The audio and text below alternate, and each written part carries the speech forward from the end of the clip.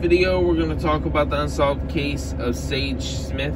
Sage was 19, went missing on November 20th, 2012. Sage was last seen at 6:30 on the 500 block of West Main Street, Charlottesville, Virginia. Sage was never seen or heard from again. I remember watching the news and hearing about this case in 2012 when it happened. I lived in a small county called Louisa, about a 30 to 40 minute drive away from where Sage went missing. At the time, I was interested in the case and then, followed it for a while. And then recently, I watched part of a Disappeared episode and it followed her case, and it's on the ID channel. You can watch it on the ID app. That's how I actually found it. And the episode, if you actually want to see it, you can download the app and it's free. Season 9, episode 5, and the title of the episode is Born This Way. Sage Smith was born on December 13th, 1992. Sage's legal name is Dashad Smith.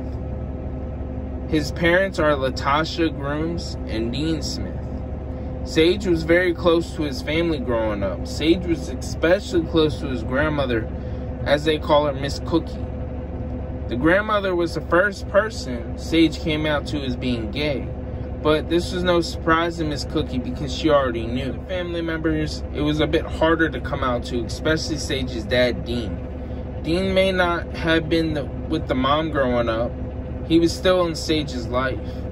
When Sage came out to his dad, Dean, about being gay, Dean wasn't happy about it because he didn't understand it. They both argued, said some hurtful things, and their relationship was not as close as they once were. They eventually started to fix their relationship as father and son right before Sage's disappearance. At this point in time, at 19, Sage had moved out of his parents' house and moved in with some friends. One of Sage's roommates was asleep on the couch, so Sage woke up his friend, Aubrey, around 5:40 p.m. to say that he'd be home later since he was going out on a date. This is November 20th, 2012. The next day comes, and Aubrey notices that Sage did not come home. Aubrey tried calling Sage, but no answer. Aubrey gives Miss Cookie a call to tell the grandma Sage wasn't answering. Miss Cookie found that not like Sage at all, since he was glued to his cell phone and always had his charger. The police were called because Sage was missing. Charlottesville Police Department were notified by the family of Sage. The grandma, the mom, and dad knew about Sage being missing, but Sage's siblings did not. And the parents were trying to keep it away from them for as long as they could. But they found out anyway through a Facebook post, because one of their friends found out and then they posted it on there, and that's how they found out. Charlottesville police tried to get Sage's phone records, but as we all know, that can take a few days for the police to get their hands on the phone records. So the family actually tried to get into the online account and use a password, and they eventually do. They come across an unknown number that was out of state and they didn't know who it was. Dean, Sage's father, posted the phone number on Facebook asking if anybody knew the number to contact. Somebody by the name of Yami Ortiz, a friend of Sage, said the number belonged to a guy named Erik Mcfadden. Sage and Erik were dating or had some type of relationship with each other. This is where Erik Mcfadden's girlfriend, Esther Evany, comes into play, and how we find out that Erik is actually missing now. A woman named Esther Evany was worried about her boyfriend, Erik.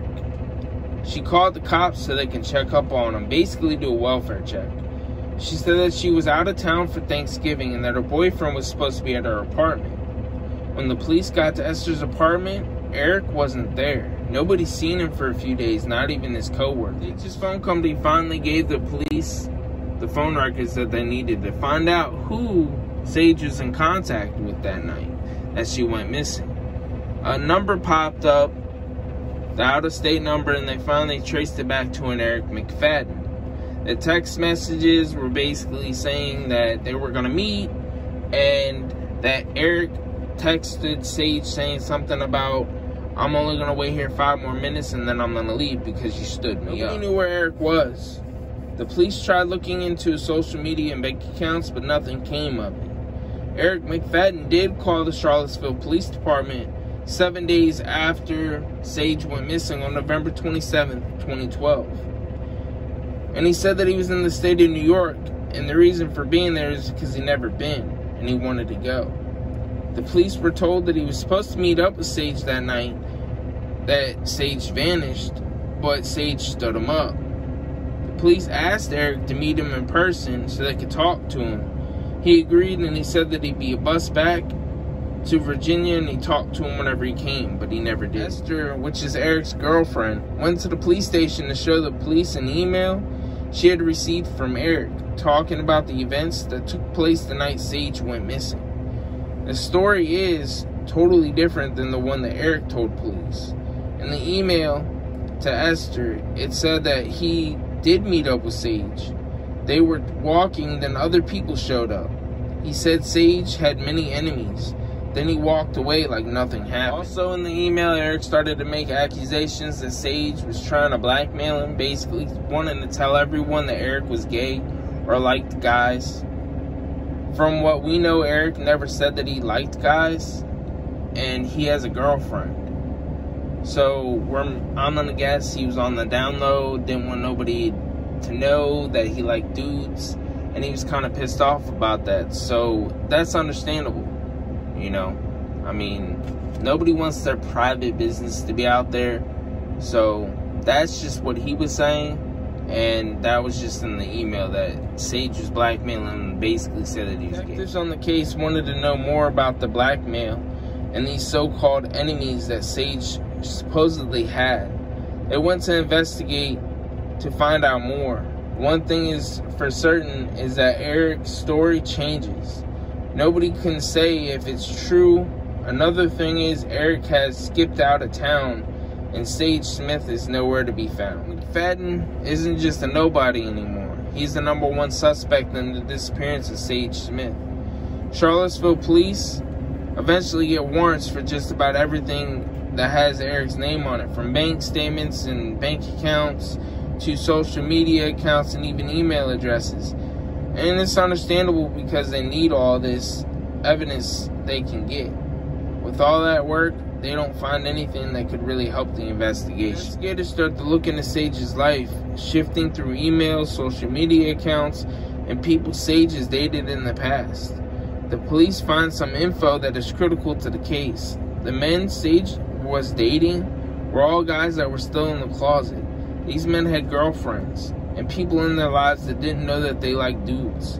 So this info could be why Sage was at risk. Sage's friends pointed out that a few months before Sage vanished, he was dating a guy. Their relationship got out and it was exposed. This man Sage was dating had a girlfriend. The girlfriend found the emails between Sage and the guy. This man got mad and blamed Sage for his girlfriend discovering that he was dating somebody. This man got so mad that when Sage was walking alone, that he attacked Sage. Sage pressed charges. This man looks like he could be the one that made Sage disappear, but he has an airtight alibi. When Sage disappeared, the ex-lover was incarcerated, so he couldn't have done anything. December 3rd, 2012, someone was using Sage's credit cards. The police now were looking for this person. At first, the police thought it was a good sign because they had the hope she was still alive. But it wasn't Sage. The person who was using Sage's credit cards was somebody nobody thought of. It was his roommate, Aubrey Carson.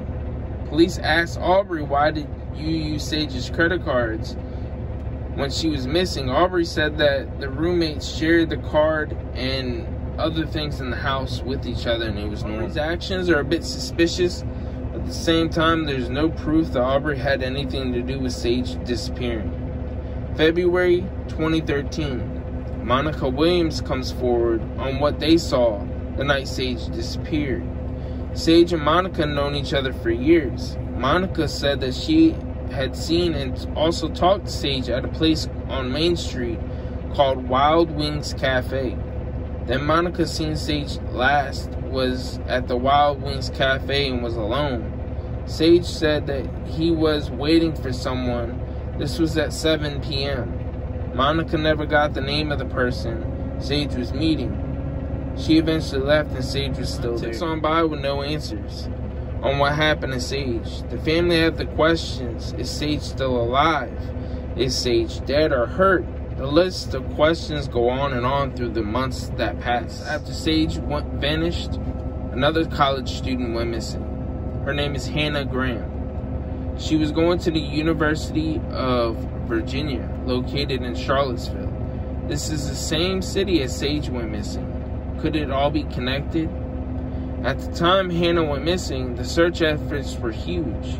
It became the most expensive, also the most intensive in Virginia's history. Hannah's body was found 36 days after she went missing, and her killer was eventually found. His name is Jesse Matthews, and he was convicted of other crimes also. And I remember this case, I remember following it, and it's really sad. But what brings into play here is that 2015 rolls around, and the Charlottesville Police Department says they don't believe Erik Mcfadden had anything to do with Sage's disappearance. Some of the reasons is because he didn't have a car, he didn't have his own place, he was, staying at his girlfriend's house here and there. He had no way of really being able to kill her and then transport her somewhere, you know what I mean? So, that's just some of the reasons, and it's kind of true, because if you look at it, if he just say they met up and then he killed her right there, what would happen is somebody would find Sage's body, but nobody's found Sage's body yet. There has been no recovery, so technically we don't even know if Sage is dead or alive, but she's still missing. Sarah Morgan is Sage's stepsister. She was the one that seen Sage at 6:30 the evening Sage vanished. The police interview her again.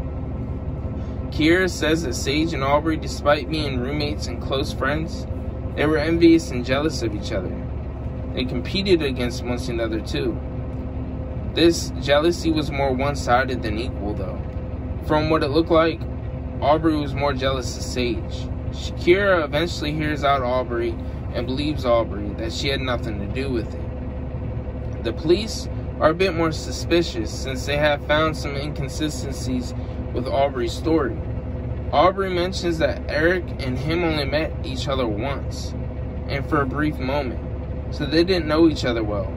But there was someone that the police had interviewed, and they said that they seen Aubrey, Erik, and Sage at a nightclub in Charlottesville. So how can you sit there and say that you only knew Erik for a brief moment, you didn't know him that well, but then you guys were hanging out at a club, you know what I mean? You must have known him for a lot longer than just a brief moment, But that's just my opinion. Police believe that Aubrey is holding back info, but for some reason won't tell them what it is. Aubrey says he has said all that he knows, and that he does not know where Sage could be. The police may be suspicious of Aubrey, but suspicion alone doesn't prove Aubrey has anything to do with Sage vanishing. So the police can't arrest him until they have evidence that proves Aubrey did something. 2017, Charlottesville police said that Erik Mcfadden is a person of interest in the disappearance of Sage, but they don't believe that he had actually something to do with it. It's more the fact that they believe he was a witness to the disappearance of Sage and knows more, but is holding back whatever it is for whatever reason.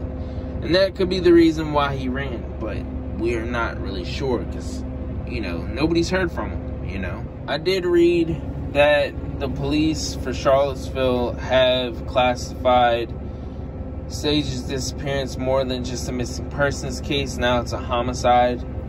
They never really specified why. I can't really find much on that, and that could be just because they're holding back info, and it's understandable. They want to keep the integrity of the case. But in 2019, Erik Mcfadden's mom, on request of her, put out a missing persons report for Erik Mcfadden because nobody's heard from him. So we're not sure if he's dead, if he's alive also, if he's just, alive and doesn't want to be found. We're not sure, but he could be in a lot of different cities and states. He could be in New York. He could be all up and down the eastern coast, also in California. But we're not 100% sure because nobody knows. Nobody's said anything. Nobody's heard from him. So we're not sure where he is. But right now, this is an unsolved case, and it's really sad to know that someone so young, for whatever reason, was taken and, you know, disappears. I mean, yeah, there is a theory that Sage could have ran away, but I highly doubt that. I mean, just from everything that I know from the case, I highly doubt Sage ran away. Even though he was 19, but still, like, I don't believe Sage would have ran away. I don't believe there's any reason for that. I feel like there's somebody out there, multiple people probably, that actually knows what happened to Sage. But they're too scared to come through with the information, and it just doesn't make any sense, you know, because it's a life, and it's just really sad to know people are willing to take people's lives if that's the case in this case. And that's what the police believe, that she's dead or he's dead, you know. But I'll leave the link in the description below for, you know, if you want to give tips for this case. I'll leave the number in the link in the description. And yeah, you guys can go check that out. Give this video a like, subscribe. You know, let me know what you guys want to see. You guys can leave case suggestions in the comments below. Just let me know what you guys think. And let me know what you guys think about this case. I mean, it's really sad. It's just crazy. But I'll talk to you guys in the next one.